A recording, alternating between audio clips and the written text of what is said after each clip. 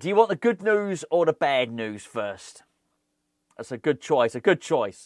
Always get the bad news over and done with before you get the good news. It's a bit like eating your vegetables before you get to the Yorkshire pudding and the roast potatoes for your roast dinner. The bad news is Newcastle United have got Joelinton and Alexander Isak back in training. Looks like they're going to face West Ham. That's the bad news. Well, it's actually triple bad news, really. Triple whammy bad news, because it looks like Anthony Gordon is going to appeal his red card. I don't think it'll be successful. We'll discuss that in a little bit. What's the good news? I hear you ask. The good news is Lucas Paquetá will be back for that game. That's always an interesting one when Lucas Paquetá faces off against his best mate in football, apparently, Bruno Guimaraes. It's quite funny, actually. He's a bit, I think he's a bit of a football slapper, really, because you often hear that Lucas Paquetá's best friend in football is Emerson, and then you hear his best friend in football is Bruno Guimaraes. I wonder if Emerson and Bruno know about this sort of a football love triangle. It's always a good battle between those two, but make no mistake about it. Top players, Joelinton, he's a bit of a menace, but always plays well against us. Isak is one of the best strikers in the league, really, isn't he? So that's not particularly good. But Paquetá coming back, and there's a little sprinkle of extra good news. So we were told Paquetá should be back for that game, and there may be one additional, but it's too early to say. Now, I don't know whether that means Somerville. I don't know what that means. I don't know if it means full crew's going to be on the bench. Honestly, don't have a clue. But I mean, that could be interesting. I'm going to say this now because I've got a reputation for not liking Newcastle, which is not the case at all. It was Amanda Staveley I didn't like, really. I want them to win the cup. I want them to win the Carabao Cup. I do. I think it'd be really, really good for football, really good for them, really good for the town. And as a West Ham fan, I have to believe that somebody other than the elite clubs can win this thing, right? Or, because it gives us hope of being able to win. Obviously, I know we've just won a trophy relatively recently, but that we could win the Carabao Cup or that we could win the FA Cup. Now, I know there's going to be people that say, well, Newcastle are one of those elite clubs. I think they are monetarily, but they're not an elite club because they're not allowed to spend it. So whilst they might have as much money, Newcastle might have as much money or more money than Paris Saint-Germain or Barcelona or whatever the case may be. They're not allowed to spend it because of FFP. And FFP, as I mentioned a few days ago with Leicester City, and just quite how crap Leicester were, FFP's really done its job, or PSR, or whatever it is. Basically, financial regulations that have made it so anyone that shows any ambition is basically kicked in the goolies, quite frankly. And that's never more demonstrated than with Leicester City. I almost looked at them, and it's not. I was pleased to beat them. In many respects, it's not my business, it is my business if you think that you ultimately have ambitions for West Ham. Then it's not good to see. I feel like they've been punished for winning the Premier League. I feel like they won the Premier League, and all this stuff was brought in to keep the top clubs at the top and kill off any ambition. So, are they the richest club in the world?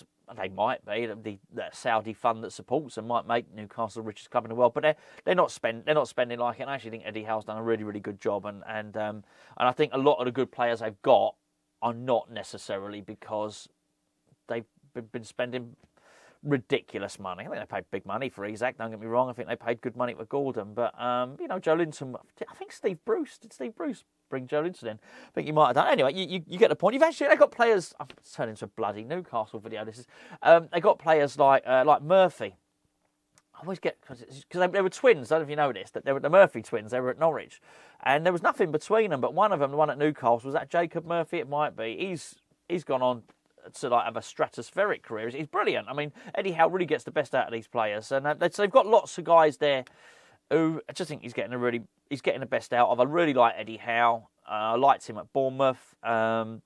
Just like the way he carries himself, really. I think he's a really, really good guy. And as I mentioned at the time, I always felt he was a good counterbalance, if you want, for Staveley, who I thought was just horrific for the profile of that club. And I think Eddie Howe sort of softened it, really. So, yeah, I hope they win. I obviously hope they lose against us. Humiliating loss would be nice. I do wonder how much of... So they've got the Carabao Cup 6 days after they play us. So I think I'm right in that. I think we play them on the Monday, next Monday, and I think the following Sunday they play in the Carabao Cup final against Liverpool. That's a little bit funny for them. I don't know how you do that logistically, but I'm sort of hoping that the travel and their focus on the Carabao Cup might give us a chance of winning that game. I don't know what you do if you live in the North East. What do? You come down to London on the Monday. What do you do? Do you come down on the Sunday night then, and then travel back on the play on the Monday, travel back on the Tuesday, and then what do you do? Come back down to London end of the week again? I don't know. I don't think it's ideal for them, and then hopefully they'll just have enough of sort of one eye on that cup final that we might allow us to get us the result. In terms of our players coming back, I think just Paquetá is huge for us. We got the win against Leicester, and look, we got the win against Arsenal as well. So you've got two examples of us, doing the business there really. But Paquetá is I think he's very, very important if what we want to do is create chances in central areas. And I did think we just felt so static in the middle of the pitch, particularly against Leicester. It sort of didn't matter really when we were sort of trying to counter-attack and us getting, what did we get, 5? I think we had 5 opportunities, 5 attacks. Well, not 5 attacks, but maybe 5 shots against Arsenal. That's okay if you're going to play on the counter-attack. You can use Kudus, you can use Bowen to counter.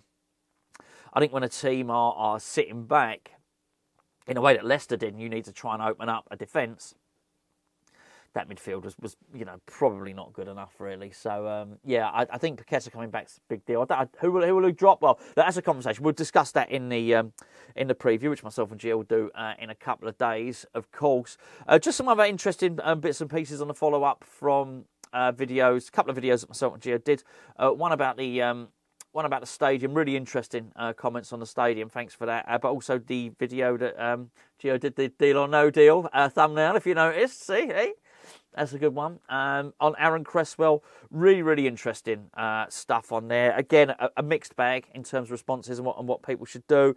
I just want to sort of, reiterate what I said on that video, which was, I do also believe that West Ham need to be buying and bringing in younger players. I just don't think Cresswell stops that. I really don't. In many respects, and sort of thinking about it, as I understand it, Mavropanos is possibly up for sale. I think it was ex-West Ham United employee that said that might be up for sale for £8 million.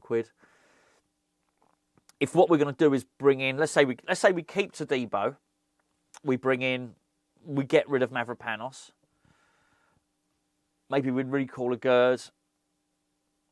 I'd still bring in another central defender, but if it was going to be anyone to go, I'd probably let Mavropanos go for some money rather than let Cresswell go for free. Cresswell will sit there and he will not complain. He will not block the pathway of anyone that Graham Potter wants to sign. And I don't know if you read, if you haven't done, it's a quite a really nice interview. A really nice interview with Ollie Scholes yesterday on the official club website. I mean, he spoke about Graham Potter. It's an interesting interview. But what he said about Aaron Cresswell and how Aaron Cresswell is basically mentoring him. Obviously, myself and Gio did not know he was going to do that video and did do that interview and recorded the video, as you can see from the timeline of it. But it just goes to show, this guy is a big, big help. And if what we want is somebody to guide and someone to mentor Ollie Scholes, and I think we do, then who better than someone who has played whatever you want, left back, left centre back, just played on the left side, knows the club inside out. Yeah, I think I was, maybe when it was first suggested, I said no to Cresswell getting a new deal. Then I think I probably went to 50-50. By the time I'd done a video with Gio yesterday, I probably was 90% that he should get a deal. I think now I'm 100%. I think he should get a deal. And I don't think we're not doing him a favour. This is not a charity case. We do our player ratings. I think Cresswell was in the top 3 in terms of player ratings, and that's when Stephen over on our Patreon page collates all the data. after we do our video, and that's from all of our patrons. And I think Cresswell was in the top 3 on both games. That's against Arsenal and Leicester. So it's not true. He does all right against Leicester. We did all right against Arsenal as well. It's not a charity case. As I mentioned, if Potter is playing that deep line, it doesn't matter. You can't get around the back of him because there's no space to do so. So it's a yes from me. But thanks for everybody that got involved over the last couple of days. It's a little bit quiet on the West Ham front, which doesn't always make this the easiest thing in the world to do as a job. So, there we go, which is probably why I spent the first 5 minutes of this video talking about Newcastle United. But I did wince when I saw that they were, I didn't mention Gordon, didn't elaborate on Gordon, did I? I did wince when I saw Joelinton and Isak coming back. That's not great, particularly with how slow West Ham are. Anthony Gordon, maybe I've had a dodgy Weetabix or something this morning. I'm feeling particularly nice actually today.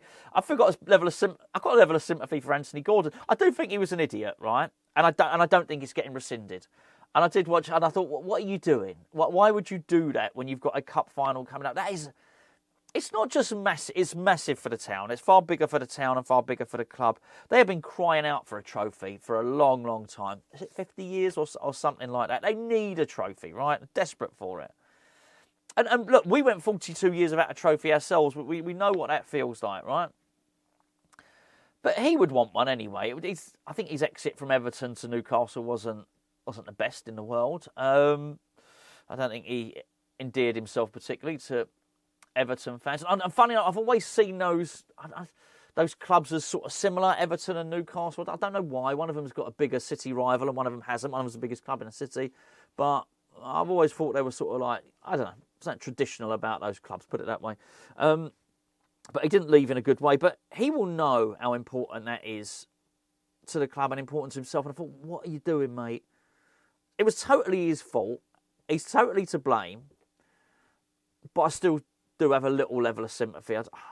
Obviously I want him to miss the West Ham game because he's a really good player. They've still got some good players, haven't they? Let's be bloody honest. But they've still got lots of good players. But I don't know, to miss a cup final, I do think it's a massive shame. And I think he's let his manager down, really. He's let his teammates down because he's a first-team player, isn't he? He's a sort of guaranteed starter for them. Anyway, there you go. So there you go. Good news and bad news. I'll get to my predictions when myself and Gio do the preview. But I'm not totally downbeat about the fixture. I will reveal that much.